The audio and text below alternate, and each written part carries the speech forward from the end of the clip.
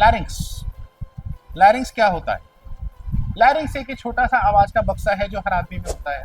इसको common language में इस हिस्से को जो हमारे गले में उभरा हुआ होता है इसको हम एडम्स एप्पल कहते हैं। ये पूरा हिलता रहता है और इसी की वजह से हम बोल पाते हैं।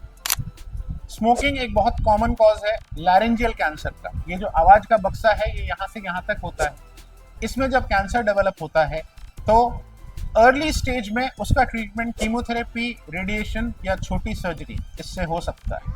परंतु अगर वो कैंसर बढ़ गया है, थर्ड या फोर्थ स्टेज में पहुंच गया है और शरीर में और कहीं नहीं फैला हुआ है, तो कुछ मरीजों में हमें ये पूरा लैरिंक्स निकालना पड़ता है। दैट मीन्स जो गले का हिस्सा है जिससे हम सांस लेते हैं और जिससे हम बोलते हैं वो हिस्सा निकल जाता है। यहाँ से यहाँ तक वो हिस्सा निकल जाता है। अब ये सवाल आता है कि अगर सांस लेने का जो रास्ता है वो निकल गया है तो सांस पेशेंट कैसे लेगा? उसके लिए लैरिंक्स के नीचे जो ये विंड पाइप है, ट्रैकिया है, इसको डायरेक्टली बाहर निकालकर खाल पर जोड़ दिया जाता है। सो गले में एक छेद होता है, मरीज उससे सांस लेता है।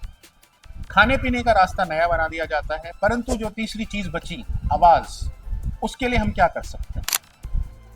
किसी मरीज का अगर लैरिंक्स निकल गया है, ये स्टोमा बन गया है, सांस लेने का रास्ता बन गया है, वो खा पी रहा है, तो ये ऑपरेशन के बाद हम पेशेंट को ये ऑप्शन दे सकते हैं कि हम उसके लिए आर्टिफिशियल वॉइस का इंतजाम कर सकते हैं। परंतु इस लैरिंक्स के ऑपरेशन से पहले भी हम हर मरीज को ये ऑप्शन देते हैं कि चूंकि आपका लैरिंक्स, आपका आवाज का बक्सा पूरा निकलने वाला है, आपका वॉइस बॉक्स नहीं रहेगा, आप बोल नहीं पाएंगे, तो ऑपरेशन की दौरान ही वो आर्टिफिशियल वॉइस स्टैब्लिश करने के लिए इस ऑपरेशन के होने के बाद जब हमने आवाज का बक्सा निकाल दिया है उसी समय पर हम एक और छोटा सा प्रोसीजर कर सकते हैं जिसमें बाद में आर्टिफिशियल वॉइस के लिए जो प्रोस्थेसिस आता है, जो इम्प्लांट आता है, वो फिट हो जाता है।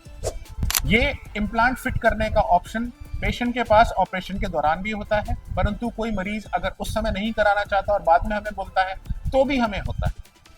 वो इम्प्लांट से मशीनरी जैसी वॉइस आती है, मशीन जैसी वॉइस आती है, नॉर्मल वॉइस नहीं आती है, परंतु वो वॉइस पेशेंट की फैमिली और फ्रेंड्स कुछ थोड़ी सी मेहनत करके उसको समझ सकते हैं। उसी तरह लैरिंजेक्टमी होने के बाद, वॉइस बॉक्स निकलने के बाद भी इस मैकेनिकल प्रोस्थेसिस के अलावा भी हमारे पास कुछ और ऑप्शंस हैं, इलेक्ट्रोलैरिंग्स हैं, और भी कुछ ऑप्शंस हैं जिससे पेशेंट अपनी बात कम्युनिकेट कर सकता है। ये एक न्यू नॉर्मल होता है पेशेंट के लिए।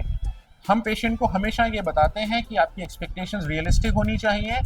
आपकी आवाज़ पहले जैसी नॉर्मल नहीं आएगी, परंतु वो आवाज़ ऐसी आनी शुरू हो जाएगी जिससे आप अपनी बात कह सकते हैं। बहुत बहुत धन्यवाद।